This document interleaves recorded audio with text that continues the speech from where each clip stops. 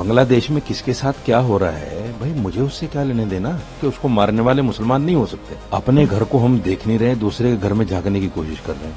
आज विश्व हिंदू परिषद द्वारा बांग्लादेश हाई कमीशन पे विशाल प्रदर्शन किया गया। बांग्लादेश में जो कुछ वायलेंस हुआ, लिंचिंग हुई, उसको लेकर विशाल प्रदर्शन हुआ था। देखिए, मेरी समझ में एक चीज नहीं आती, अपने घर को हम देख नहीं रहे, दूसरे के घर में झांकने की कोशिश कर रहे हैं। बांग्लादेश में किसके साथ क्या हो रहा है भाई, मुझे उससे क्या लेने देना। मेरे घर में अभी 6 दिन पहले बिहार में ताहिर हुसैन की मॉब लिंचिंग हुई, उस पर विश्व हिंदू परिषद ने कोई धरना प्रदर्शन किया? नहीं किया।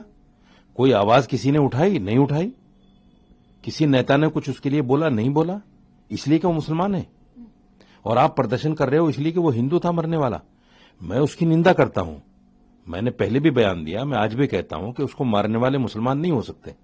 मैं इतना सख्त बोल रहा हूं, उसके मारने वाले मुसलमान ही नहीं हो सकते, क्योंकि इस्लाम इस तरह के किसी को मारना, इस तरह जलाना, उसकी लाश के साथ बर्बरियत करना, इस्लाम कतई इजाजत नहीं देता। इस्लाम तो ये कहता है कि अगर किसी नाहक आदमी को आपने कत्ल कर दिया तो ऐसा है जैसे पूरी इंसानियत को आपने मार दिया। तो ये मुसलमान तो वो हो ही नहीं सकते। लेकिन मैं तो इन लोगों से सवाल करता हूं, जो बांग्लादेश के हिंदू तो इनको नजर आते हैं, हिंदुस्तान का मुसलमान नजर नहीं आता। सैकड़ों मुसलमानों को जय श्री राम का नारा लगाकर, आप कह रहे हैं कि उन्होंने अल्लाह अकबर का नारा लगाकर जो है किया, हम कंडम कर रहे हैं उसको, लेकिन आप भी तो जय श्री राम का नारा लगाकर मुसलमानों को मार रहे हैं ना हिंदुस्तान में। आप उस पर क्यों बात नहीं करते? आप अपने घर में लगी हुई आग को बुझाने के बजाय आप दूसरे के घर की आग को बुझाने की कोशिश कर रहे हैं। ये तो बेवकूफी है। आप पहले अपने घर की आग को बुझाइए। जो लोग खड़े होकर ये कहते हैं कि मुसलमानों से कारोबार ना करो, मुसलमानों से लेन देन ना करो, उनको मकान किराए पर ना दो, दुकान किराए पर ना दो, उन लोगों को क्यों नहीं समझाते आप कि ये नफरत की बातें हैं? देश में इस तरह की बातें नहीं होनी चाहिए। ये देश पूरी दुनिया में इसलिए जाना जाता है क्योंकि एकता में अनेकता इसका सिद्धांत है। अनेकता में एकता इसका सिद्धांत है। ये दुनिया भर में इसलिए जाना जाता है क्योंकि यहां हिंदू, मुस्लिम, सिख, ईसाई प्यार मोहब्बत से रहते हैं और अपने अपने धर्म पर अमल करते हैं। लेकिन ये नफरती चिंटू जानबूझकर देश में नफरत फैलाने का काम कर रहे हैं और हिंदू मुसलमान करके, बांग्लादेश पाकिस्तान का नाम लेकर हिंदू मुसलमान करके इस देश को आग लगाने की कोशिश कर रहे हैं। एक राहत इंदौरी का शेर मुझे याद आता है कि लगेगी आग तो आएंगे कई मकान जद में। यहां सिर्फ हमारा मकान थोड़ी है। जब आग लगेगी तो वो फिर हिंदू मुसलमान नहीं देखेगी। और हमने देखे हैं दिल्ली दंगे, हमने देखे हैं मुजफ्फरनगर दंगे, हमने देखे हैं 2002 के दंगे। फिर वहां हिंदू मुसलमान नहीं देखा जाता। दंगे में सबके घर जलते हैं, जब आग लगती है सबके हाथ झुलसते हैं। तो ये क्यों नहीं समझते ये लोग? 1947 को हम आज तक नहीं भूले हैं। आप क्या चाहते हो कि दोबारा नफरत फैलाकर हिंदू मुसलमान करके इस देश को दोबारा फिर बांट दो? मुसलमान ऐसा नहीं होने देगा। ये देश अब नहीं बटेगा। बट गया एक बार, अब नहीं बटेगा। सर, बहुत ज्यादा आक्रोश इस चीज का देखने को मिल रहा है। तरह तरह की वीडियो वायरल बांग्लादेश से हो रही है और अब जो है प्रदर्शन है उसको लेकर भी कई चीज सोशल मीडिया पर वायरल हो रही है। इसको लेकर क्या कहेंगे? क्या इसको कहीं ना कहीं देखा जाए तो सोशल मीडिया के जरिए आपसी दो देशों के बीच में जो है तकरार बनता है, या फिर इससे क्या इंटरनेशनल रिलेशंस पे क्या कुछ फर्क पड़ सकता है? देखिए, बांग्लादेश में जो कुछ भी हुआ उसका सीधा ताल्लुक हमारी सरकार से है। हमारी सरकार जो भी फॉरेन पॉलिसी है या जो भी बांग्लादेश के साथ हमारे मुआहदे हैं उनके तहत काम करे। ये सरकार का काम है, ये पब्लिक का काम नहीं है। सरकार आंख मूंदे हुए नहीं बैठी है। सरकार ने बाकायदा हाई कमीशन से भी बात की है। सरकार ने कुछ जगहों पर वीजा पर भी प्रतिबंध की बात की है।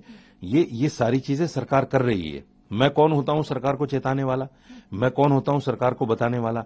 अगर मैं इस तरह का कृत्य कर रहा हूं तो मैं सरकार को नहीं चेता रहा हूं, मैं देश में नफरत की राजनीति को बढ़ावा दे रहा हूं। यानी हिंदू होकर हम बांग्लादेश की हिंदू की तो हिमायत करेंगे, लेकिन हिंदू होकर हिंदुस्तान के मुसलमान की हिमायत नहीं करेंगे। और फिर आप ये भी उम्मीद रखेंगे हमसे कि हम बांग्लादेश के मुसलमानों को गालियां दें और वहां के हिंदुओं को हम अच्छा कहें। ये भी उम्मीद रखते हैं आप, जबकि आप हमारे साथ खड़े नहीं होते, हमारी तकलीफ में हमारे साथ नहीं आते। तो फिर ये उम्मीद हमसे क्यों रखी जाती है? इसलिए मैं कहना चाहता हूं, इस देश को नफरत की आग से बचाना होगा। सरकार को भी और जो हमारे हिंदू सेकुलर भाई हैं उनको भी उठना पड़ेगा इन नफरती लोगों के खिलाफ, इन ऐसे लोगों के खिलाफ जो राजनीति के चलते हिंदू मुस्लिम को बांटने का काम कर रहे हैं, हिंदू मुस्लिम पर किसी तरह से नफरत फैलाने का काम कर रहे हैं। इनको समझना पड़ेगा, जानना पड़ेगा।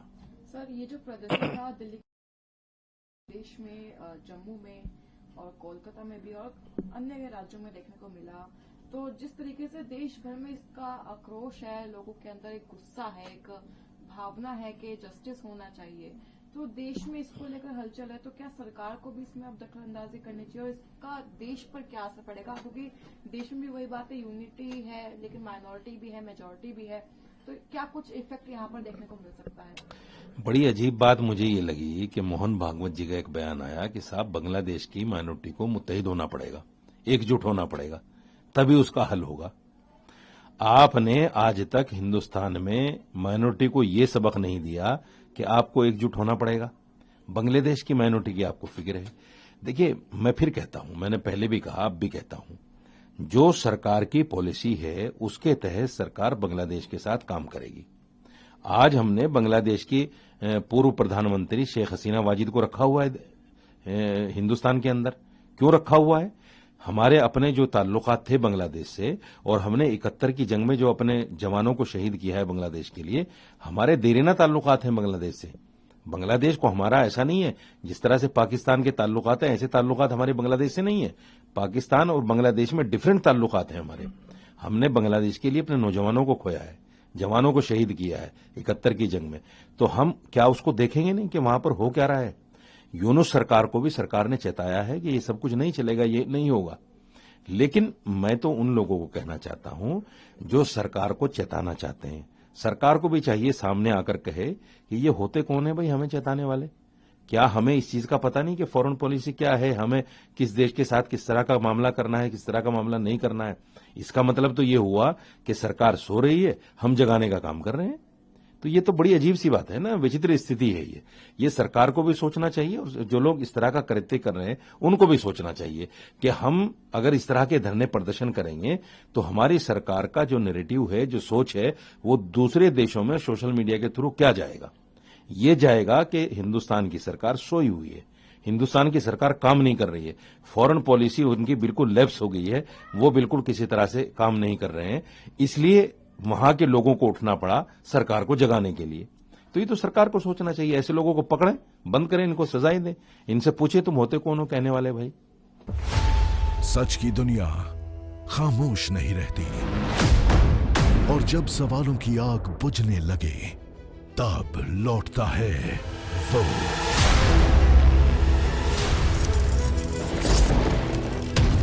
और गूंजती है जनहित की आवाज। चक्रव्यूह आपके अपने सुमित अवस्थी के साथ बहुत जल्द टाइम्स नाउ नव भारत पर।